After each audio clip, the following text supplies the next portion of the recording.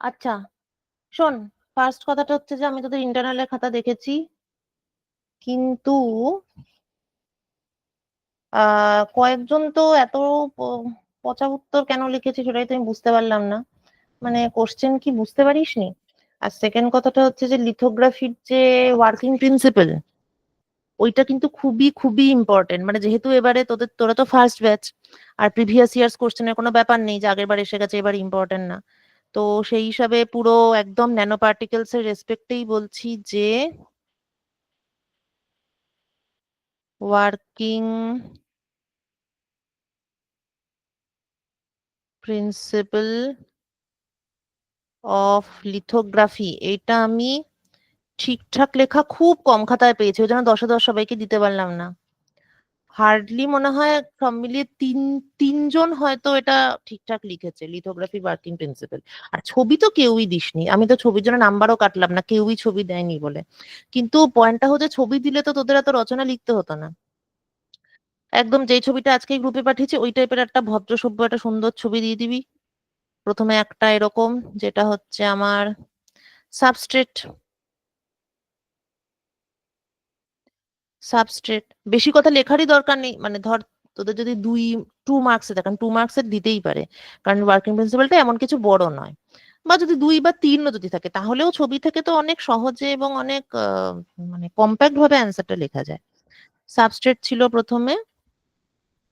সাবস্ট্রেটের পরে এইটাকেই আমি প্যাটার্ন করতে চাই, টু বি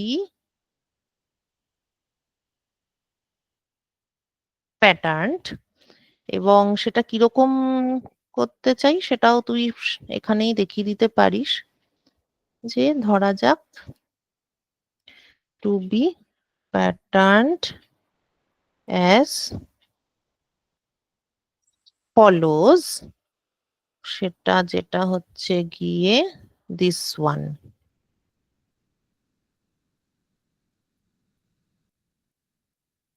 এরকম।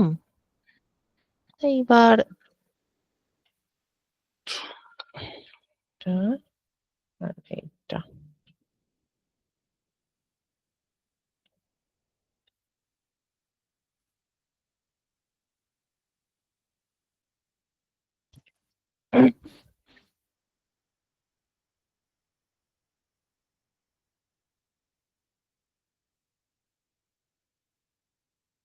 এই ঠিক আছে। তো এটা আমার অরিজিনাল সাবস্ট্রেট যেটাকে আমি এরকম প্যাটার্ন ক্রিয়েট করতে চাই। এবার লিথোগ্রাফির মাধ্যমে আমি সেটা কি করে করতে পারি? তো ফার্স্টলি এর উপরে আমাকে I need to I need to add photo resist. তো suppose I am adding positive photo resist. তো পজিটিভ ফটো রেজিস্ট কি? আচ্ছা, কিটা পরে আসবে, আগে চাপিয়ে নি।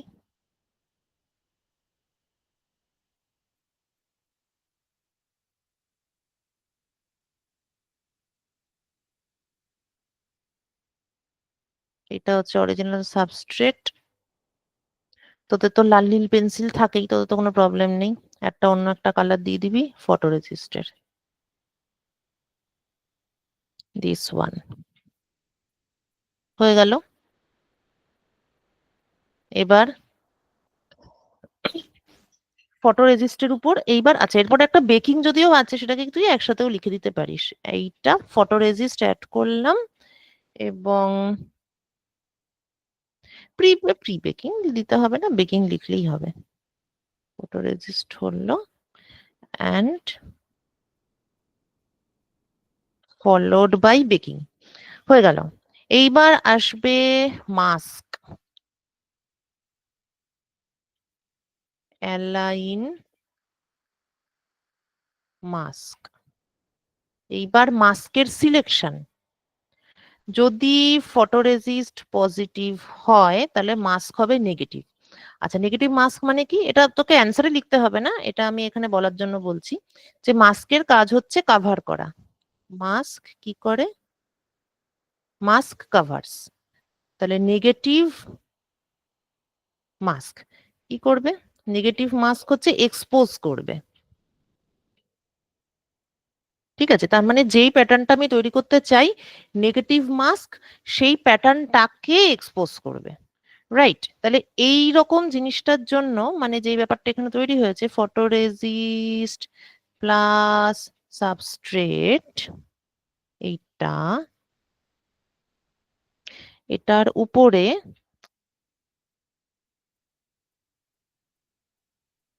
আমি যখন মাস্ক অ্যাড করব তখন যে প্যাটার্নটা আছে সেটাকে মাস্কটা যেন এক্সপোজ করে। তাহলে প্যাটার্নটা তো এরকম, একটা পাশে হচ্ছে এইরকম একটা জায়গা, আর একটা পাশে হচ্ছে এইরকম একটা জায়গা। তাহলে আমার মাস্কটা হতে হবে সামথিং লাইক দিস, এই, তারপরে আবার এরকম, তারপরে আবার এইরকম। This should be hour mask. মানে হচ্ছে দুটো জায়গাতে খোদাই বা প্যাটার্নিং আমাকে করতে হবে, যেখানে প্যাটার্নিং করতে হবে সেখানটা এক্সপোজ থাকবে। This is what we call our negative mask. হয়ে গেল। এইবার নেক্সট তো জানিস, নেক্সট হচ্ছে exposure to ultraviolet light. Ultraviolet লাইটের এক্সপোজারের ফলে এবার পজিটিভ ফটোরেজিস্টে কি হয়, যেখানে যেখানে light falls on positive photoresist becomes soluble in etching solvent। এমন কিছু কিছু কিছু যে সমস্ত সলভেন্ট এখানে পপুলারলি ইউজ করা হয় সেখানে ফটোরেজিস্টটা যাতে সলিউবল হয় লাইট সেই কাজটা করে, মানে পজিটিভ ফটোরেজিস্টের ক্ষেত্রে। এখানে যদি মনে রাখতে পারিস তাহলে দু চারটে মেটেরিয়ালের নামও দিয়ে দিতে পারিস। আচ্ছা, এরকম কিন্তু কোশ্চেন আসতে পারে যে পজিটিভ ফটোরেজিস্ট নেগেটিভ ফটোরেজিস্টের নাম বলতে দুটো করে। তো এইটা নোটের মধ্যে আছে কিনা দেখতে হবে, যদি না থাকে আমি নামটা পরে বলে দেবো। আচ্ছা, তো এবারে বিয়ে এসে পড়লো এবং তারপর এটা সলিউবল হয়ে গেছে এই পোর্শনটা। তাহলে কোন পোর্শনটা সলিউবল হবে, এই পোর্শন আর এই portion. After exposure they will be soluble. সুতরাং আমি এরপরে মাস্কটাকে সরিয়ে, মাস্কটাকে সরিয়ে আমি যখন ডেভেলপ করব,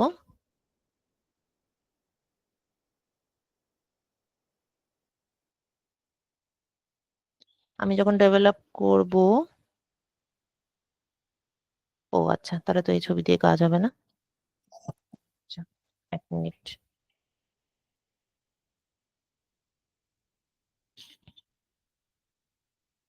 তাহলে এইটা লাগবে।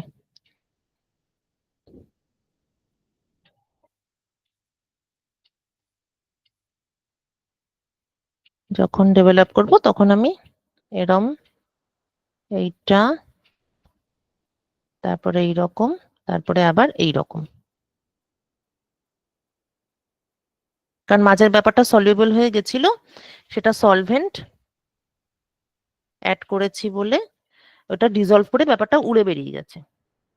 তাহলে এইরকম, তাহলে বেসিক্যালি অরিজিনাল সাবস্ট্রেটের উপরে একটা ছাঁচ বসানো হলো মাস্কের সাহায্যে, ফটোরেজিস্টের একটা ছাঁচ আমি তৈরি করলাম।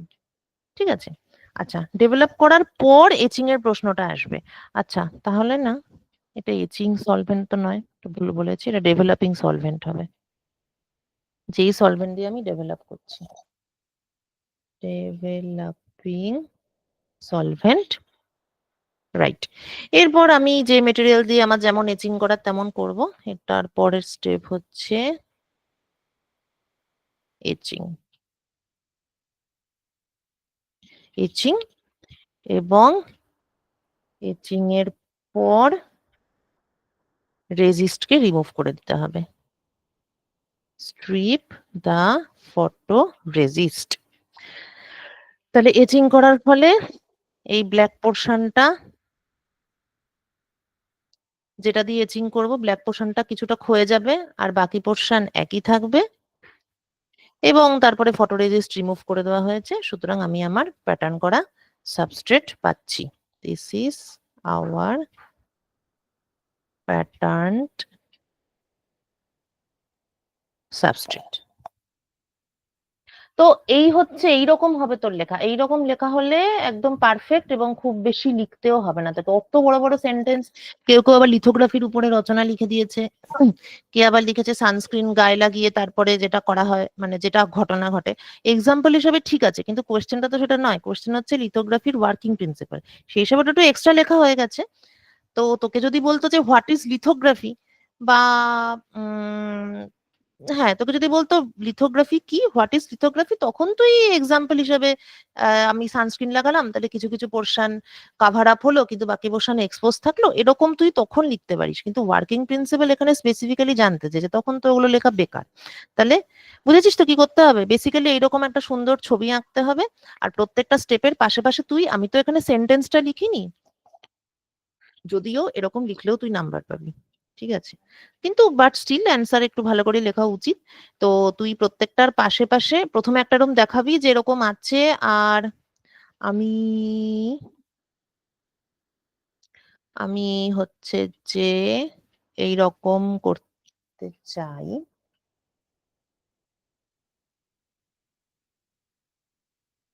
এরকম আছে, আর আমি এটা করতে চাই ফার্স্ট। তারপরে প্রত্যেকটা স্টেপের স্কেচ থাকবে, এবং স্কেচের পাশে পাশে আমি কি করছি সেটা একটা একটা বা দুটো সেন্টেন্স থাকবে। এইটা হচ্ছে মানে একদম neat and clean answer of lithography working principle. আর বারবার বলে দিচ্ছি, এটা কিন্তু আসবে পরীক্ষায়, আমি তো শিওর যে আসবে। আচ্ছা, এটা ছিল। আর একটা ছিল কম্পেয়ার। আচ্ছা, পজিটিভ আর নেগেটিভ ফটোরেজিস্ট সবারই ঠিক আছে। কেউ কেউ এক্সাম্পল দিয়েছিস, এক্সাম্পল দিতে পারলে ভালো, ঠিক আছে, যদি মনে রাখতে পারিস। আর একটা ছিল বটম আপ আর টপ টু বটম মেকানিজম, মানে ম্যানুফ্যাকচারিং মেকানিজম, সেটাও বেশিরভাগেরই ঠিক আছে। খালি দু তিনজন দেখলাম যে, মানে আমার নাম মনে আছে কিন্তু আমি এখানে বলবো না, কি ম্যানেজমেন্টের লেভেলে চলে গেছিস, মানে একটা কোম্পানি যে ম্যানেজ করে সেটারও কিন্তু ওরকম অ্যাপ্রোচ আছে, কোম্পানি ম্যানেজমেন্ট। তো সেখানেও কিন্তু সেম অ্যাপ্রোচ করা যায়, মানে টপ টু বটম মানে হচ্ছে যে উপর মহল থেকে, মানে বসের কাছ থেকে ইনস্ট্রাকশনস আসবে, এবং নামতে নামতে নামতে নামতে একদম নিচের এমপ্লয়ি পর্যন্ত আর কি ইনস্ট্রাকশনস পৌঁছাবে, এবং কাজ সেভাবেই হবে। এটাকে বলে টপ টু বটম অ্যাপ্রোচ। আবার আরেকটা হয় যে বটম টু টপ অ্যাপ্রোচ।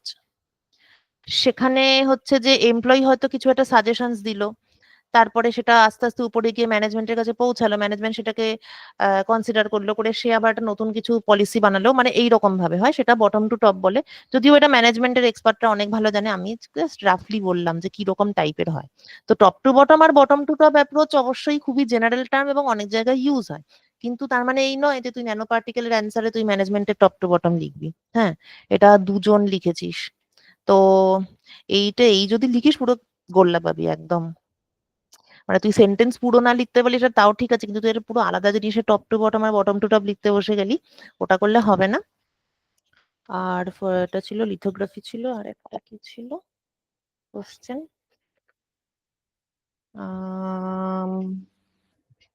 হ্যাঁ, আর এই বটম আপ আর টপ টু বটমের ডিফারেন্স বা কম্পারিজন চাওয়া হয়েছিল।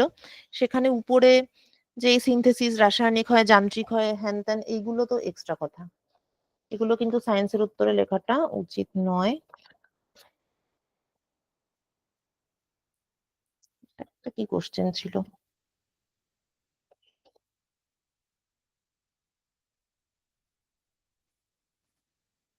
ডিফারেন্স ফটোরেসিস্ট লিথো, ও হ্যাঁ, স্পাটারিং এর তিনটে প্রসেস, হ্যাঁ, স্পাটারিং এর তিনটে প্রসেস তো বেশিরভাগেরই ঠিকই আছে।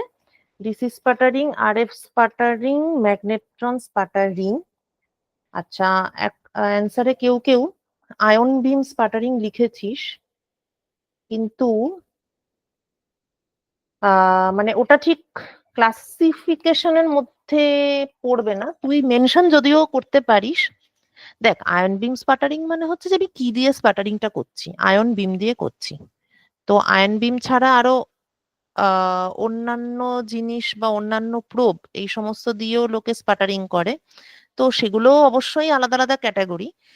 মানে অ্যান্সারটা ভুল আমি বলবো না, তবে this is not the right answer. মানে তোকে এই ডিসি, আরএফ আর ম্যাগনেট্রন, এই তিনটে হচ্ছে খুবই বেসিক টাইপস অফ মানে স্পাটারিং টেকনিক। একটা ডিসি ইউজ করছি, একটা রেডিও ফ্রিকোয়েন্সি যেখানে হচ্ছে যে পোলারিটি কন্টিনিউয়াসলি চেঞ্জ হচ্ছে, যার ফলে চার্জ বিল্ড আপ হচ্ছে না। আর ম্যাগনেটন মানে ম্যাগনেটিক ফিল্ড দিয়ে আমি আয়নকে কনফাইন করছি, যার ফলে এফেক্টিভলি বারবার আয়নাইজড হচ্ছে। তো এই তিনটে কিন্তু তোকে লিখতেই হবে। এরপর তুই এক্সট্রা হিসেবে আয়ন বিম স্পাটারিং লিখলি বা অন্য কোনো কিছু ভ্যারাইটি লিখলি, সেটা করতেই পারিস, কিন্তু এই তিনটে না থাকলে হবে না। আর ডিসি, আরএফ লিখেছিস, ভালো কথা, আমি নাম্বার দিয়েছি, কিন্তু ফুল ফর্মটা লিখে দিবি যখন বড় পরীক্ষা দিবি। ডাইরেক্ট কারেন্ট, আর ওটা হচ্ছে রেডিও ফ্রিকোয়েন্সি, এইটা থাকতে হবে অ্যান্সারে। কারণ তুই পুরোটা জানিস কিনা বোঝা যাচ্ছে না তো। একজন তো আর এফ স্পাটারিং এর বদলে আর এস স্পাটারিং লিখেছে, তাকে কিন্তু আমি নাম্বার কেটে শূন্য দিয়ে দিয়েছি। সো পুরোটা লিখবি, পুরো টার্ম। আর ম্যাগনেট্রন জিনিসটা ম্যাগনেট্রন নয়, ঠিক আছে? এই, কারণ এমডিসির সিলেবাস অল্প, তো কোনো লেন্দি অ্যান্সার হওয়া সম্ভব না, ছোট ছোট অ্যান্সারই হবে। ছোট ছোট অ্যান্সারে ভুল করলেই সেগুলো চোখে পড়বে, তাই আজে বাজে ভুল না করার চেষ্টা করবি। তাই এটাই হচ্ছে ব্যাপার। তাহলে আর কিছু বলতাম কিনা? না, আর তো কিছু বলার নেই। হুম, ওকে। এইবারে আজকের টপিক, উইচ ইজ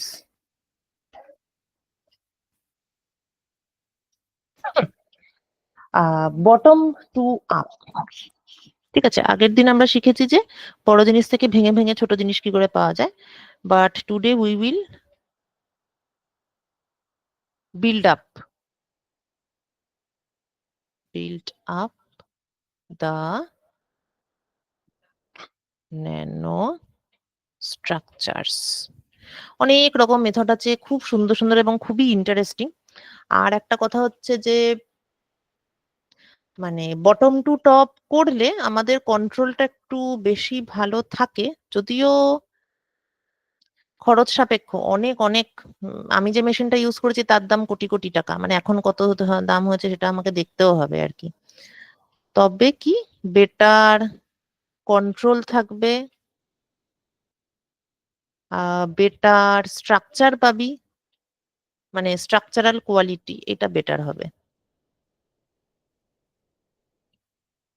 যদিও সব সময় এটা বলা যায় না, যেমন বিশেষ করে টপ টু বটম অ্যাপ্রোচের ক্ষেত্রে লিথোগ্রাফিটা, বা এখন ন্যানো লিথোগ্রাফি বলা হয়, ন্যানো স্ট্রাকচার তৈরির ক্ষেত্রে ইউজ করা হয় বেশি ন্যানো লিথোগ্রাফি। এই টেকনিকটা কিন্তু খুবই অ্যাকিউরেট, মানে তোর ছাঁচ যেমন ব্যাপারটা তেমনই হবে। সো কিন্তু স্টিল মানে বটম টু টপের মানে ব্যাপারটাই আলাদা, বেটার কন্ট্রোল। এবং এখন টেকনোলজি এত উন্নত হয়ে গেছে, যেমন তোদের আমি প্রথম ক্লাসেই বলছিলাম যে আমি যেই মেশিনটা ইউজ করেছি আর কি, আমার তো এক্সপেরিমেন্টাল ছিল রিসার্চটা।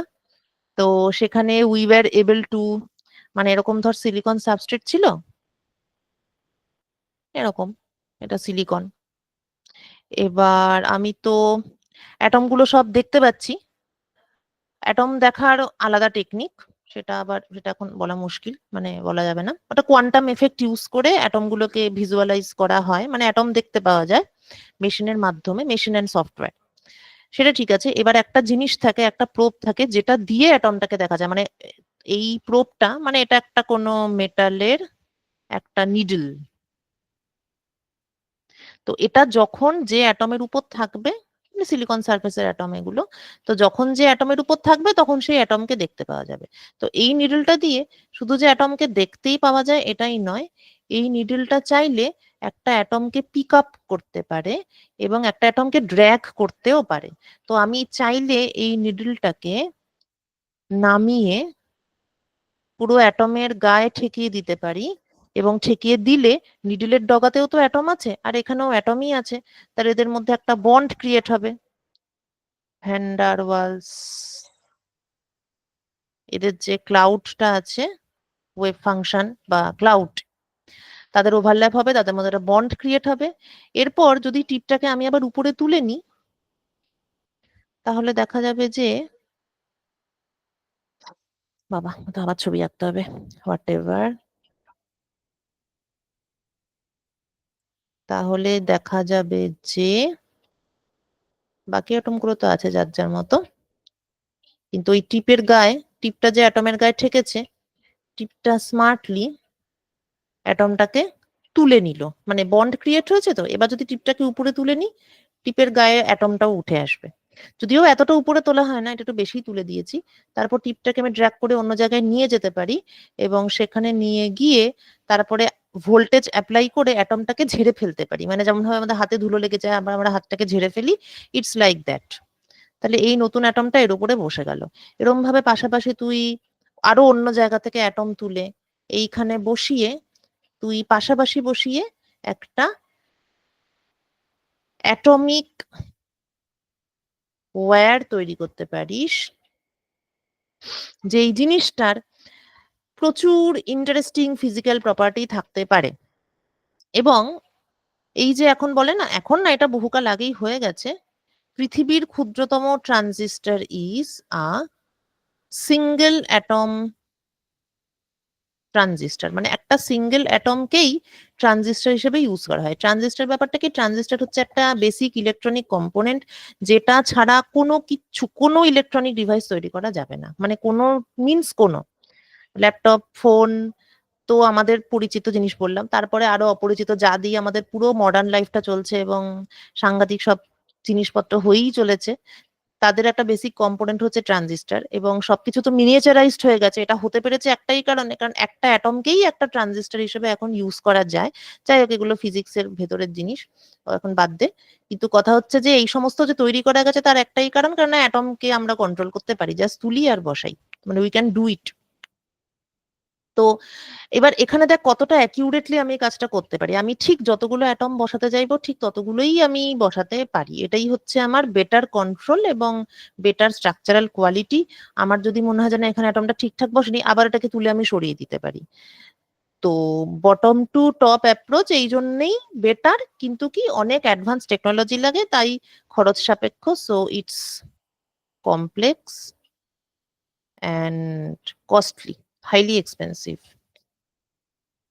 সেই তুলনায় বল মিলিং বা এগুলো মানে সত্যি অনেক ভালো। তবে সব মেথড এরকম নয়, যেগুলো কেমিক্যাল রুট আছে। আচ্ছা, বটম টু টপ অ্যাপ্রোচ দুরকম হয়, দুভাবে আমরা করতে পারি। একটা chemical route, that is by chemical reaction, আর একটা ফিজিক্যাল রুট। সেটা ফর এক্সাম্পল এটা যেটা বললাম, এটা ফিজিক্যাল রুট, এখানে কিন্তু কেমিক্যাল রিয়াকশন অ্যাজ সাচ হচ্ছে না, আমরা ফিজিক্যাল বন্ড ফরমেশনের মাধ্যমে we are creating these nanostructures as per our plan. Okay, now the techniques. The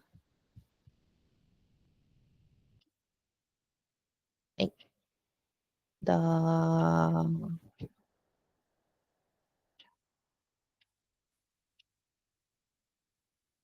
techniques. Number one, sol gel method.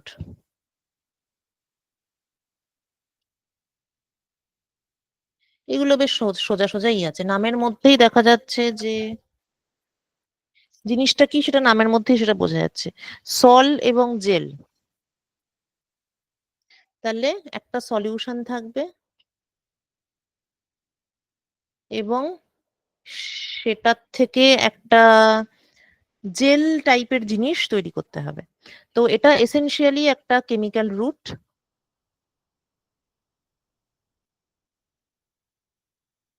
রাসায়নিক প্রক্রিয়া। এখানে প্রথমে তুই, আচ্ছা, কোনো মেটাল অক্সাইড যদি ডিপোজিট করতে হয় তখন এটা ইউজ করা হয় ব্যাপকভাবে।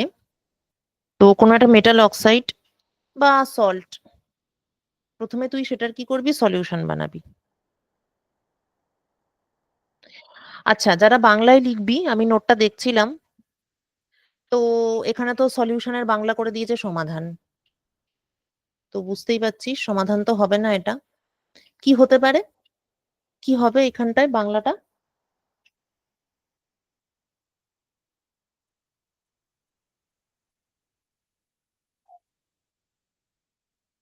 দ্রবণ হতে পারে। হ্যাঁ, একদম ভেরি গুড। দ্রবণ। তাহলে এগুলো খেয়াল করবি লেখার সময়। তাহলে প্রথমে আমরা দ্রবণ তৈরি করলাম, তারপর সেটাকে জেলে কনভার্ট করতে হবে। এই কনভার্সনটা, কনভার্ট টু জেল, এই কনভার্সনের অনেকগুলো প্রসেস আছে। এবার মোস্টলি আমরা যেভাবে কনভার্ট করি সেটা হচ্ছে we use certain gas or solvent, কিছু স্পেশাল সলভেন্ট বা দরকার মতো গ্যাস ইউজ করে আমরা জেল, মানে বেসিক্যালি থকথকে হবে ব্যাপারটা, মানে একটু মানে লিকুইড ব্যাপারটা থাকবে না, ঠিক আছে? করে এটাকে জেলে কনভার্ট করলাম। এইবার এই জেলটাকে ড্রাই করলেই আমার ড্রাই দা জেল, ড্রাই যদি করি তাহলেই আমি অরিজিনালি যেই সল্টের বা যেই জিনিসের সলিউশন বানিয়েছিলাম সেইটারই ন্যানো সাইজড মানে পার্টিকেলস তুই পাবি, ন্যানো পার্টিকেল পাবি, ঠিক আছে? আচ্ছা, দ্রবণ থেকে এটাকে জেলে করছি মানে এখানে হিট তো লাগবেই, হিট। আর এই যে গ্যাস বললাম বা সলভেন্ট, সলভেন্টটা তো ঠিক আছে সলিউশনে দেওয়া হয়, আর এই যে হিটিংটা করব সেটা কোনো একটা গ্যাসের প্রেজেন্সে আমাকে হিটিংটা করতে হবে, কারণ সেটা যদি আমি না করি, gas used at the time of heating so as to prevent oxidation, বাতাসে অক্সিজেন আছে, তাই তুই যদি এমনি নর্মাল হিট করে সলিউশনটাকে জেল করার চেষ্টা করিস তাহলে বাতাসে অক্সিজেশন আছে, অক্সিজেন আছে উইচ ইজ ভেরি রিয়াক্টিভ, তো ওটা ওই রিয়াক্ট করে অক্সাইড হয়ে যাবে। তো সেটাকে প্রিভেন্ট করার জন্য আইদার তোকে ভ্যাকুয়াম করতে হবে, আর ভ্যাকুয়াম করা বা ভ্যাকুয়াম চেম্বার মেনটেন করা খুবই কঠিন, তার বদলে বেটার হচ্ছে কোনো একটা গ্যাস ঢুকিয়ে বাতাসকে বাইরে বের করে দেওয়া, জাস্ট রিপ্লেস দ্য এয়ার। আচ্ছা, তো এই টেকনিকটা সেরামিক বা ন্যানো ফিল্ম সলজেল ভালোই পপুলার মেথড, খুব ঝামেলাও নেই আর খুব এক্সপেন্সিভও নয়, ন্যানোফিল্ম তৈরিতে ইউজ করা হয়। আচ্ছা, এইবার নেক্সট, এইটা তো রিসার্চ ইনস্টিটিউটে প্রচুর ইউজ করা হয়, যে কোনো অ্যাডভান্সড রিসার্চ ইনস্টিটিউট যেখানে ন্যানো মেটেরিয়ালস নিয়ে রিসার্চ হয়, সিভিডি, অ্যাকচুয়ালি সিভিডি একটা মেথড আর পিভিডি আর একটা method. CVD is chemical vapor deposition, PVD is physical vapor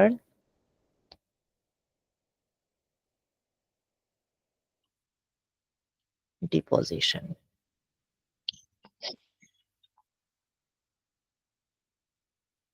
যদিও তোদের এই নোটে তো স্যার যে নোটটা দিয়েছে সেখানে অবশ্য পিভিডি নেই, কিন্তু তাও যেহেতু দুটো পুরো সেমই, অল্পই ডিফারেন্স, তাই আমি সিভিডির সঙ্গে পিভিডিটাও বলে দেবো।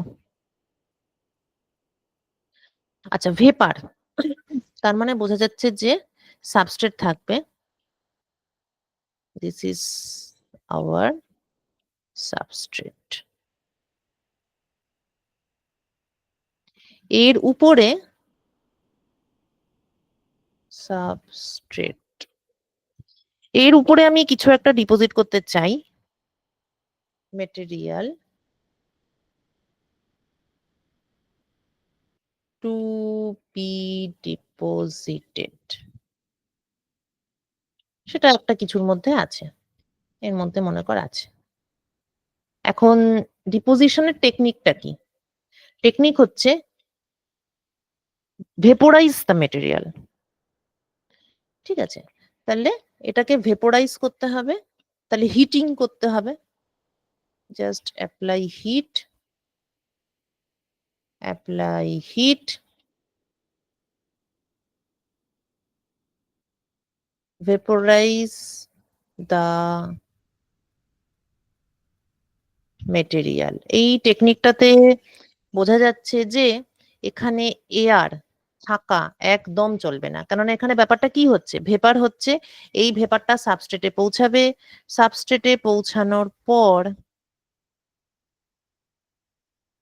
আফটার রিচিং দ্য সাবস্ট্রেট,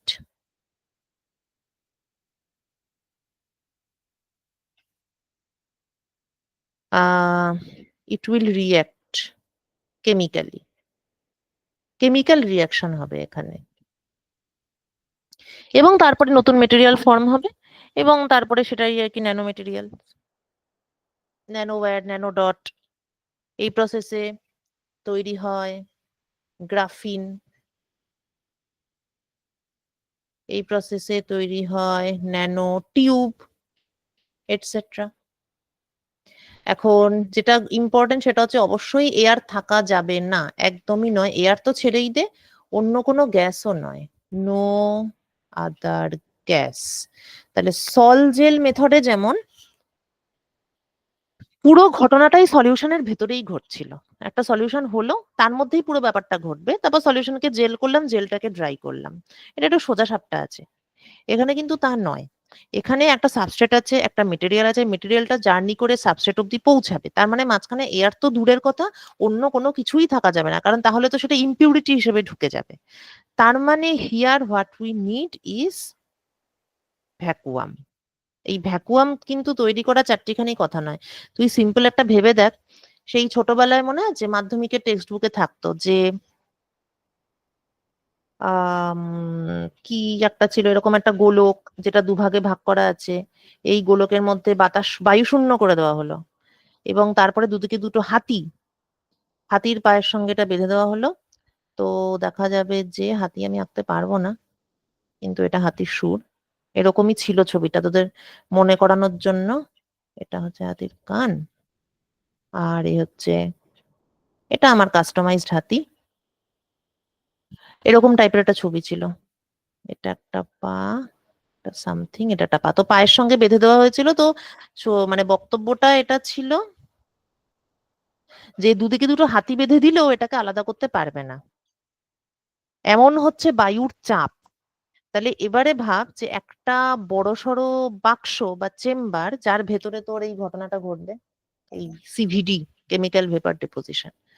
তো এই বড়সড় চেম্বার থেকে প্রথমত বাতাস বের করা, এটা ইটসেলফ কিন্তু একটা চ্যালেঞ্জ। বাতাস বের করার জন্য তোর লাগবে পাম্প, এবং সেটা কোনো একটা পাম্পে হবে না, সেটা একটা সিরিজ অফ পাম্প লাগবে, সিরিজ অফ পাম্প। তারা একটা একে অপরের সঙ্গে হাত মিলিয়ে একটা টিম ওয়ার্ক করবে, কেননা কোনো একটা পাম্পের পক্ষে সম্ভব নয় অ্যাটমসফেরিক প্রেসার থেকে, অ্যাটমসফেরিক প্রেসার হচ্ছে 1 বার। আর কেমিক্যাল ভেপার ডিপোজিশন প্রসেসে যদি তোকে পিওরেস্ট, মানে পিওর ন্যানো স্ট্রাকচার যদি তোকে তৈরি করতে হয়, তাহলে তোকে এই প্রেসারটাকে নিয়ে যেতে হবে স্পেসে, মহাশূন্যে যে প্রেসার থাকে সেই লেভেলে নিয়ে যেতে হবে, অর্থাৎ অলমোস্ট জিরো। তো অলমোস্ট জিরো তো ইয়ে নয়, তার তো একটা ভ্যালু থাকবে, মানে আমাদের ক্ষেত্রে আছে, মানে চেম্বারে সেই দ্যাট ভ্যালু ইজ 10⁻⁻, -11, 12, 13, 14, -14 বার, মানে almost space like, space like. তো 1 বার থেকে 10⁻⁻14 বার এই লেভেলের ভ্যাকুয়াম ক্রিয়েট করতে গেলে এমন কোনো একটা সিঙ্গেল পাম্প এমন হয় না যারা একদম 1 বার থেকে পট করে ওরকম, ওটা ম্যাজিক, ওটা হয় না। যেটা হয় সেটা হচ্ছে কোনো একটা পাম্প প্রথমে থাকবে যেটা 1 বার থেকে হয়তো 10⁻⁻2 বারে নিয়ে যাবে। আরেকটা পাম্প থাকবে যে 1 বারে কাজ করতে পারে না কিন্তু 10⁻⁻2 বারে কাজ করতে পারে এবং সেখান থেকে 10⁻⁻8 বারে নিয়ে যেতে পারে। তারপরে থাকবে খুব সূক্ষ্ম কাজ যারা করে, তারা লেবারের কাজ করতে পারে না, তারা আর্টিস্ট, তারা -8 বারে কাজ শুরু করে এবং সেটাকে -14 বারে নিয়ে যায়। এটা তো গেল ভ্যাকুয়ামের কথা। এইবারে ভাবছে বাতাসের, মানে এয়ার মানে কি বেসিক্যালি গ্যাসিয়াস মলিকিউলস বা অ্যাটমস, তাদের তো কাইনেটিক এনার্জি প্রচুর। আর এই যে তুই একটা চেম্বার করবি তার চারপাশে তো বাতাসের অ্যাটমস মলিকিউলস ঠিক ঠিক করছে, তাহলে চেম্বারটাকে তোকে এমন ভাবে সিল করতে হবে। তাহলে সিলিং একটা বিরাট বড় জিনিস। যারা এইসব চেম্বার নিয়ে কাজ করে তাদের টোটাল কাজের অর্ধেকেরও বেশি সময় কেটে যায় ওই ভ্যাকুয়ামটাকে মেনটেন করার জন্য, কারণ বাতাস তো এদিক ওদিক দিয়ে কিছু একটা পেলেই টুক করে ঢুকে যাবে। আর তখনই তোর চেম্বার শেষ, তখন আবার চেম্বারকে নতুন করে ভ্যাকুয়াম করতে হবে। তাহলে সিলিং একটা বিশাল বড় চ্যালেঞ্জ। সব থেকে বড় চ্যালেঞ্জ হচ্ছে এই যে একটা চেম্বারের ওয়াল, এই ওয়ালটার একদিকে 10⁻⁻14 বার প্রেসার, অন্যদিকে 1 বার প্রেসার, মানে কি প্রচন্ড পরিমাণ চাপ সহ্য করছে এই ওয়ালটা, তারপরে ওটা তুবড়ে যাচ্ছে না। So withstanding the huge pressure,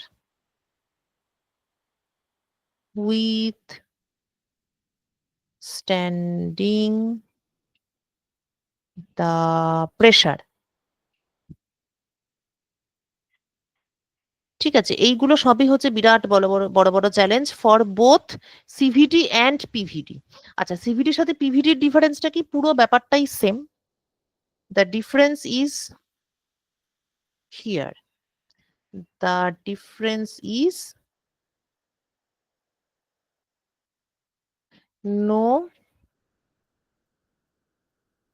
chemical reaction, only bond formation, just বন্ডে বন্ডে আটকে যায়। ঠিক আছে, কেমিক্যাল রিয়াকশন হয় না। কেমিক্যাল রিয়াকশন মানে কি, মানে একটা, মানে প্রিভিয়াস, যেমন ধর হাইড্রোজেন আর অক্সিজেন, সেখান থেকে ওয়াটার হলো, হাইড্রোজেন আলাদা জিনিস, অক্সিজেন আলাদা জিনিস, আবার জল একটা পুরো আলাদা জিনিস। এইটা হচ্ছে তোর কেমিক্যাল রিয়াকশন। কিন্তু বন্ড ফরমেশনটা আলাদা। যেমন ধর সিলিকন ছিল, সিলিকনের উপর আমি আয়রন ডিপোজিট করেছি, তাই আয়রন গুলো সিলিকনের উপর জাস্ট বসে গেছে এবং এফইএসআই এরম একটা, মানে সিলিকন অ্যাটমের উপর আয়রন অ্যাটমটা জাস্ট বসে গেছে, কিন্তু আয়রনের প্রপার্টি আছে, ইট ইজ স্টিল ম্যাগনেটিক। আর সিলিকনটাও সিলিকনের মতো আছে, ইট ইজ সেমিকন্ডাক্টর। এরকম হলে পিভিডি। আর যদি কেমিক্যাল রিয়াকশন হয়ে যায়, যেমন এটা আমার কাজের ক্ষেত্রে বলছি আর কি, কিছু কিছু ক্ষেত্রে যেমন আমি যদি হিট অ্যাপ্লাই করি তাহলে হয়তো এফইআরএসআই এটা রিয়াক্ট করে তারা হয়তো Fe2 তৈরি করলো, তখন কিন্তু property change, F E S I two property F E S I two magnetic property নাও থাকতে পারে, এরকম ব্যাপার হতে পারে। তো কেমিক্যাল রিয়াকশন হলে সিভিডি আর কেমিক্যাল রিয়াকশন না হলে পিভিডি। তবে পিভিডি আর সিভিডির মধ্যে ডিস্টিংশনটা খুবই সূক্ষ্ম, মানে এগুলো একটু, এসব নিয়ে একটু ডিসপুটও আছে যে কখন আমি এটাকে পিভিডি বলবো আর কখন সিভিডি বলবো। কিন্তু থিওরিটিক্যালি স্পিকিং, এখন তো তোরা রিসার্চ করছিস না, থিওরিটিক্যালি স্পিকিং পার্থক্য এটাই, যে কেমিক্যাল রিয়াকশন হলে সিভিডি হবে আর কেমিক্যাল রিয়াকশন না হলে পিভিডি হবে। ওকে, এবার the next is micro emulsion method.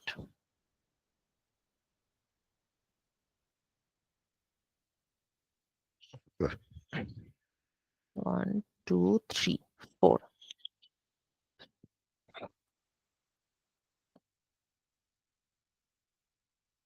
Micro emulsion method. আচ্ছা, ইমালশন কথাটা কি কেউ শুনেছিস?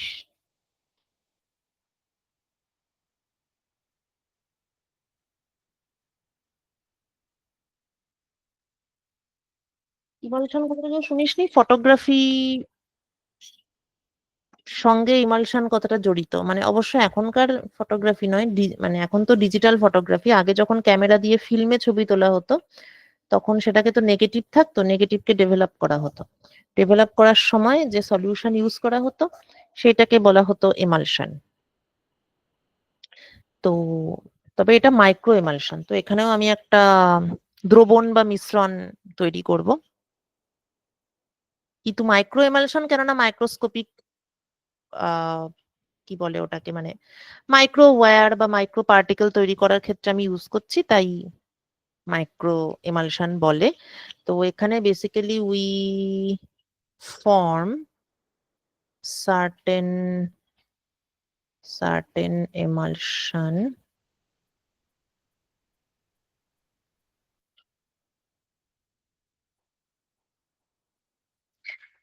emulsion মানে হচ্ছে মিক্সচার, তবে সেটা পাউডার মিক্সচার নয়, অবশ্যই সেটা fluid, it is not solid. তো কি কি মেশানো হবে? Water, specific type of oil, এবং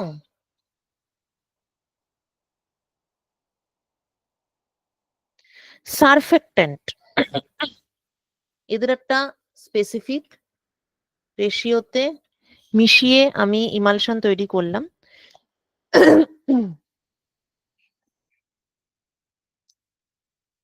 এবার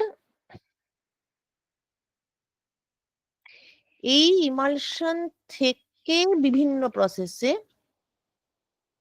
সেটা বাই প্রেসিপিটেশন হতে পারে, মানে যখন আমি মিক্সচারটা করছি তখন এদের নিজেদের মধ্যে বিভিন্ন রকম ফিজিক্যাল ফোর্স কাজ করবে, কেননা সারফেক্ট্যান্ট হচ্ছে একটা স্পেশাল টাইপ অফ মানে স্পেশাল টাইপ অফ মেটেরিয়াল। আচ্ছা দাঁড়া, এটা তো একটা লিখিয়ে দেওয়া ওদের নোটে নেই। What is সারফেক্ট্যান্ট? এখানে মেন ভূমিকাটা সারফেক্ট্যান্টই এখানে মেন ভূমিকাটা পালন করছে।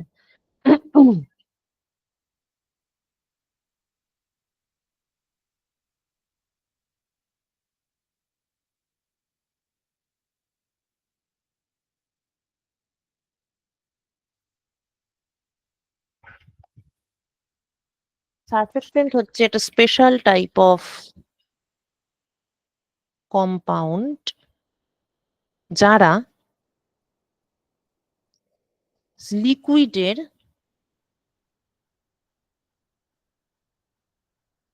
সারফেস টেনশন রিডিউস করে। যে কোনো লিকুইডের যে সারফেসটা থাকে, উপরের যে ওপেন ফেস বা সারফেস, সেটা তো একটা সলিডের মতো বিহেভ করে, মানে এটা একটা পর্দার মতো বিহেভ করে, টান টান পর্দা একটা। So it behaves almost like a solid, মানে লিকুইডের মলিকিউল গুলোর মধ্যে যে ফোর্স থাকে তার জন্য এটা হয়। তো ও সারফেস টেনশনটাকে রিডিউস করে, তার ফলে এরা স্প্রেড আউট হয় ইজিলি, ইট ইজিলি স্প্রেডস আউট, এবং মিক্সচার তৈরিতে সুবিধা হয়। তো এইভাবে সারফেক্ট্যান্ট অ্যাড করে সারফেস টেনশন কমিয়ে এদের একটা মিক্সচার তৈরি হলো। এরপরে এদের প্রেসিপিটেশন করা যেতে পারে, বা ফার্দার অন্য কোনো কেমিক্যাল ইউজ করতে পারি, আমরা হিট করতে পারি, এই সমস্ত প্রসেস করে, মানে এইভাবে ইমালশনটা তৈরি করে তারপর সেখান থেকে আমরা ন্যানোস্কেল মেটেরিয়ালস তৈরি করতে পারি। তো মেটাল অক্সাইড ন্যানো পার্টিকেলের ক্ষেত্রে ইমালশন প্রসেস ইউজ করা হয়। মেটাল অক্সাইড ন্যানো পার্টিকেলস তৈরি করার ক্ষেত্রে micro emulsion method is widely used. আচ্ছা, আরো দু তিনটে প্রসেস বাকি থাকলো, ওইটা ভাবছি আবার পরের রোববার পড়িয়ে দেবো। এখন তো কলেজে পরীক্ষা চলছে, পরপর পরীক্ষাই তো চলছে, পরীক্ষার জন্যই তো কতগুলো ক্লাস মিস হলো। আগের উইকেও তো ছিল, পরীক্ষা ছিল। তাহলে ঠিক আছে, আবার না পরের রোববার ক্লাস নেব, এরকম সময় 10টা থেকে ক্লাস নেব। ঠিক আছে, আজকে ক্লাস হয়ে গেছে, যারা এসেছে তাদের অ্যাটেন্ডেন্সও হয়ে গেছে বাই ডিফল্ট। আর একটা ভিডিও আমি দিয়ে দেবো। কারো কোনো কোশ্চেন থাকলে বলতে পারিস।